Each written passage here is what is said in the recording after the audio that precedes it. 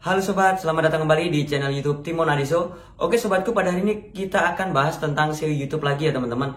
Kita akan bahas tentang SEO YouTube resep masakan, channel YouTube tentang membahas tentang masakan. Nah, di sini buat teman sobatku sekalian sama dengan video saya sebelumnya. Cuma di sini ada beberapa trik, ada beberapa cara yang perlu teman ketahui kalau teman-teman itu membuat video-video tentang masakan. Oke, kita langsung aja. Kita akan bahas mulai dari pertama lagi ya buat teman sobat sekalian. Yang pertama adalah nama channel. Nama channel untuk resep masakan kita harus punya kriteria khusus.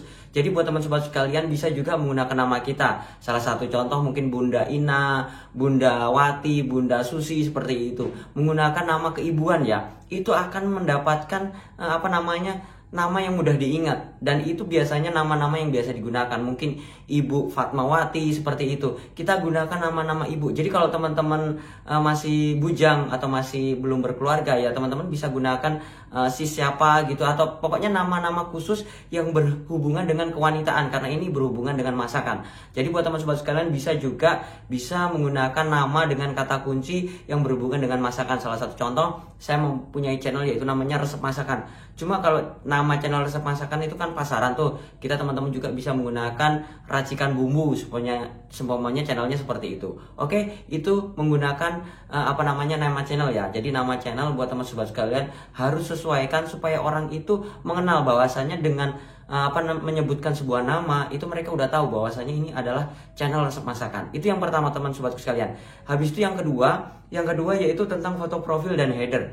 Kalau foto profil dan header di sini biasanya kalau orang yang membahas tentang masakan itu pertama menggunakan profil biasanya tentang masakannya ya. Tentang masakannya itu bisa juga. Teman-teman juga harus punya ciri khas khusus. Jadi kalau kita membuat foto profil untuk channel YouTube, itu kita harus mempunyai kriteria khusus dan branding kita. Karena itu branding kita dan kita nggak boleh ganti-ganti. Jadi seumpamanya teman-teman itu sekarang gambarnya tentang buah apa, besok tentang sayur apa. Jangan ganti-ganti karena ini merupakan ciri khas. Kalau perlu teman-teman itu buat logo. Kalau teman-teman nggak mau buat logo, teman-teman juga bisa menggunakan foto kita. Jadi foto kita semuanya menggunakan topi yang untuk masakan itu ya, koki seperti itu. Nah itu bisa, atau teman-teman bisa menggunakan pegang cetok atau seperti kalau untuk sutil ya untuk masak seperti itu.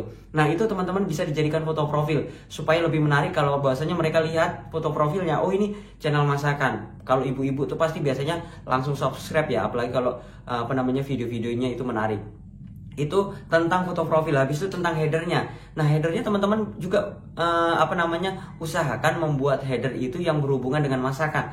Jadi teman-teman tuh headernya jangan serta-merta tulisan aja resep masakan atau masakan ini ABCD, enggak. Teman-teman headernya saran saya teman-teman sekalian, tampilkan gambar-gambar makanan yang menggiurkan, gambar-gambar makanan yang begitu wow seperti itu. Jadi otomatis kalau headernya itu sudah terlihat wow, orang akan suka, wah ini channel masakan. Jadi mereka akan tertarik untuk melakukan subscribe. Jadi buat teman-teman sekalian gitu ya, headernya harus diganti. Headernya kalau teman-teman nggak bisa ngedit ya kasih aja foto-foto masakan, ditambah dengan tulisan, ditambah juga mungkin dengan gambar atau foto teman-teman sekalian. Oke, itu tentang foto profil dan header. Berikutnya lagi kita akan bahas tentang settingan channel. Nah, di sini untuk settingan channel sama dengan tutorial saya di channel YouTube ini. Kalau teman-teman buka di channel YouTube ini, itu ada video yang sematkan saya paling atas, itu SEO YouTube terbaru 2022. Nah, itu settingannya itu sama persis seperti itu, tetapi mungkin ada kategori-kategori khusus yang berbeda. Nah, kategori apa itu? Yang pertama, kategori untuk channel YouTube masakan itu adalah blog dan orang. Karena kalau masakan itu kan blog berhubungan dengan orang ya. Nah, kalau kenapa blog dan orang? Karena resep masakan itu biasanya bisa juga kita buat sebuah tulisan di sebuah website seperti itu. Jadi buat teman-teman setting aja blog dan orang untuk settingannya ya, untuk settingan channelnya. Nah, habis itu ada tagnya, deskripsinya. Teman-teman deskripsinya itu ceritakan aja bahwasanya ini adalah channel masakan. Teman-teman bisa bergabung di sini karena selalu update, mungkin setiap hari jam berapa atau seminggu sekali atau seminggu berapa kali seperti itu. Teman-teman tulis aja di bagian deskripsinya. Setelah itu kata kunci tagnya. Tagnya di sini buat teman-teman sekalian untuk tag sebuah channel resep masakan. Kita channelnya ya, bukan ngomongin tag di videonya. Kita ngomongin tag channelnya. Tag channelnya di sini kita harus isikan sesuai dengan kata kunci yaitu tentang masakan. Jangan kita isi dengan kata-kata kunci yang lainnya, mungkin nama orang, nama seseorang, nama koki seperti itu jangan. Nah, di sini teman-teman isikan kata kunci umum. Kata kunci umum itu seperti apa? Kita jangan membuat kata kunci resep masakan kangkung, itu kan khusus ya, ngarah ke satu makanan. Jadi kita masukkan kata kunci umum seperti ini: resep masakan, kuliner Indonesia, masakan Indonesia, seperti itu. Jadi kata kunci umum ya. Jadi bahan makanan. Nah, itu kan kata kunci umum tuh ya. Kata kunci umum yang secara global, jadi bukan secara khusus, karena ini kita bahas tentang tagnya di channelnya. Itu teman-teman pokoknya cari aja kata kunci. Teman-teman bisa riset mana kata kunci yang besar. Yang besar kemungkinan itu banyak dicari orang lain, seperti itu. Oke, kita udah bahas tentang settingan dan tagnya kata kunci untuk channel YouTube. Berikutnya kita akan bahas tentang ide konten. Nah, di sini buat teman-teman sekalian yang membuat channel resep masakan, ide kontennya itu dari mana? Ide kontennya buat teman-teman sekalian itu sebenarnya mudah sekali. Terlebih lagi ibu-ibu yang biasa kerjaannya tiap hari memasak di dapur, itu bisa menjadikan sebuah ide konten. Jadi ide konten itu tidak harus kita membuat konten atau bahan-bahan yang wow atau bahan-bahan yang yang nilainya mahal seperti itu. Enggak, kita gunakan bahan-bahan seadanya. Jadi kita gunakan aja bahan-bahan yang ada di dapur. Salah satu contoh, kita hari ini memasak tentang tempe ya. Tempe itu gimana caranya kita olah sesuatu yang berbeda. Jadi mungkin jadi empal tempe, jadi tempe goreng yang luar biasa seperti itu. Jadi teman-teman jangan membuat tutorial yang umum, yang biasa ada dimasak orang-orang. Jadi yang hari-hari dimasak, jangan. Kita buatlah sesuatu masakan yang berbeda, sesuatu masakan yang aneh seperti itu. Contohnya tempe dicampur dengan telur. Kayaknya saya belum pernah ya mendengar itu tempe itu diolah dengan telur jadi seperti apa. Nah, coba teman-teman buat konten yang seperti itu. Jadi orang itu akan penasaran, ini jadinya seperti apa sih? Mereka akan akan nonton video kita. Berikutnya lagi, kalau kita sudah menggunakan ide konten dengan bahan-bahan sederhana di dapur, setiap hari yang kita masak seperti itu, kita juga bisa membuat ide konten sederhana lainnya tentang ide jajanan. Jajanan pasar, jajanan anak-anak seperti itu. Biasanya jajanan ini sederhana ya. Salah satu contoh ya, kita gunakan bahan-bahan biasanya mungkin semuanya ciki. Ciki itu kita olah dengan apa, jadi apa seperti itu. Biasanya untuk makanan, untuk jajanan pasar. Jadi itu biasanya para ibu-ibu itu ingin membuat kreasi tersendiri untuk masakan anaknya. Jadi mereka itu biasanya cari terus supaya anaknya tuh suka makan. Salah satu contoh, kita buat nugget yang sesuatu yang berbeda. Nah, ini bisa jadi ide konten terus. Teman-teman gak akan kehabisan ide konten. Jadi seperti itu ya. Jadi ide konten itu banyak sekali kalau tentang masakan. Gak akan ada habisnya. Bahas satu tempe aja itu gak akan ada habisnya. Tempe di ABCD, habis tempe di apa-apa, yang tempe bacem apa. Kita bahas tempe dulu sampai selesai, nanti bahas tahu lagi, nanti bahas tentang ayam, nanti bahas tentang sayur. Itu nggak ada habisnya, bahkan ratusan pakai ribuan video pun bisa kita olah. Kita bisa juga membuat konten-konten tentang membuat kue seperti itu. Oke, teman sobat sekalian, itu adalah ide konten ya. Berikutnya lagi yang kelima, yang terakhir kita akan bahas tentang gimana sih cara upload video untuk channel YouTube resep masakan. Nah, cara upload video itu sama dengan tutorial-tutorial saya sebelumnya, cuma di sini ada perbedaan. Pertama, untuk judul itu kita harus melakukan riset dulu ya buat teman-teman sekalian. Riset itu supaya kita menemukan sebuah kata kunci ini kita gunakan. Tapi kalau teman-teman itu sudah pede, teman-teman subscribe-nya udah banyak, teman-teman bisa gunakan dengan imajinasi sendiri sesuatu yang berbeda. Jadi seperti ini contohnya. Cara memasak tempe, kan biasanya kayak gitu ya. Kita coba rubah dengan cara seumpamanya ini. Dengan tempe kita bisa mengolah jajanan yang sederhana tetapi disukai anak-anak.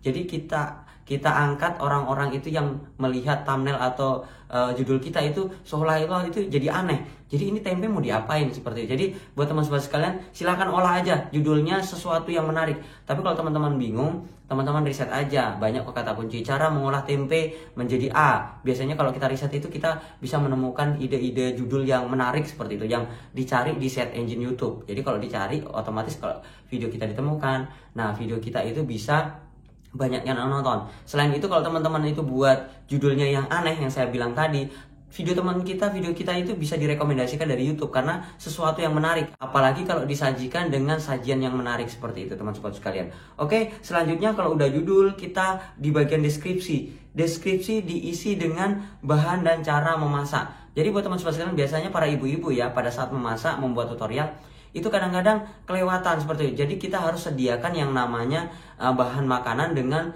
cara membuatnya. Jadi selain videonya, di deskripsinya itu kalau channel YouTube resep masakan itu kita isi biasanya kayak gitu ya, bahan-bahannya, habis itu di bawah cara membuatnya. Jadi selain mereka melihat dari videonya, mereka juga lihat dari kalimatnya atau kata-katanya. Jadi otomatis, oh ini bahannya setengah kilogram, oh ini 1 kilogram, oh ini 1 sendok makan, seperti itu.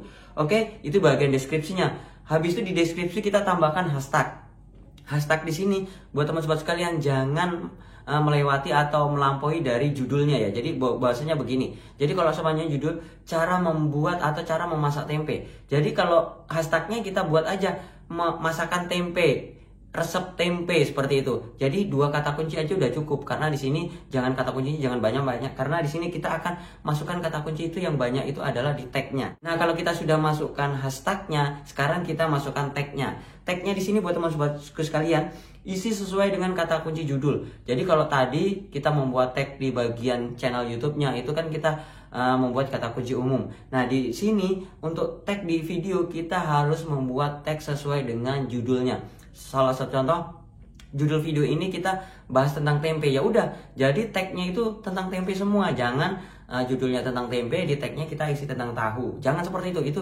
Habis itu di tagnya kita isi lagi tentang para chef-chef, seperti itu, nama chef-chef yang terkenal. Jangan. Jadi kita harus isi sesuai dengan judulnya. Jadi kalau bahas tentang tempe, cara olahan tempe ya, cara membuat tempe, cara memasak tempe ya gitu. Kata kuncinya kalau perlu teman-teman riset. Nanti kalau teman-teman menemukan banyak kata kunci, silahkan teman-teman masukkan di bagian tagnya. Itu minimal adalah 500, bukan minimal ya, maksimal adalah 500 kata. Jadi di atas 500 kata teman-teman nggak bisa. Ya 400 kata boleh. Oke, langsung aja setelah kita tag, kita pasang end screen dan kartu. Kalau kita sudah pasang semuanya, habis itu kita terakhir yaitu pasang end screen dan kartu. Cara pasang end screen dan kartu itu seperti apa? Teman-teman pada saat upload video kan biasanya itu ada perintah ya untuk memasukkan end screen dan kartu. Itu jangan diabaikan. Kalau teman-teman menggunakan versi HP itu ribet sekali. Jadi teman-teman bisa menggunakan versi komputer. Kalau teman-teman sobat sekalian ribet pada saat upload video menggunakan HP ya, nanti ngeditnya end screen dan kartunya teman-teman buka di komputer. Nah, pakai HP juga bisa karena kita bukanya menggunakan Google Chrome gitu ya. Kalau menggunakan Google Chrome pasti teman-teman bisa masukkan end screen dan kartunya. Teman-teman masukkan end screen-nya itu video yang terakhir itu berhubungan. Kalau salah satu contoh hari ini kita buat konten tentang masakan tempe, end screen-nya itu video-video tentang bahas tentang tempe. Jadi berhubungan. Jadi mereka akan penasaran. Atau teman-teman juga masukkan video-video yang populer yang banyak diminati orang. Jadi biasanya kalau selesai video di akhir, ini videonya menarik lagi. Mereka akan klik lagi dan nonton lagi. Jadi mereka akan nonton terus video kita. Habis itu fungsi dari kartu itu biasanya kita memberikan link ya, ada di atas biasanya. Di atas itu link video kita. Itu bisa juga biasanya tampil di deskripsi video kita. Itu bisa tampil secara otomatis. Jadi masukkan ya end screen dan kartu. Paling terakhir pembahasan kita pada saat upload video adalah thumbnail yang menarik. Nah, di sini untuk channel resep masakan, channel masakan, teman sobat sekalian, untuk thumbnail biasanya kan teman sobat sekalian itu kesusahan ya untuk membuat thumbnail karena edit sana edit sini, karena edit sebuah foto itu ribet. Bahkan kadang-kadang teman-teman itu membuat thumbnailnya itu jadi nggak jelas karena apa? Gambar dari masakannya itu kecil. Nah, di sini untuk thumbnail masakan, resep masakan, video masakan, saran saya teman-teman itu jangan menonjolkan wajah kita, jangan menonjolkan yang lainnya, background atau yang lainnya. Teman-teman tonjolkan aja masakannya. Jadi gambar masakannya tuh yang besar hampir separuh seperti itu. Ya mungkin nanti ada foto teman-teman lagi ngapain, atau teman-teman tambahkan caption seperti apa. Jadi tapi prioritasnya adalah gambar masakannya. Karena kita supaya orang itu melihat thumbnailnya pada saat mengetikkan sebuah kata kunci di channel YouTube atau di beranda YouTube. Mereka kan bersaing dari thumbnailnya ya.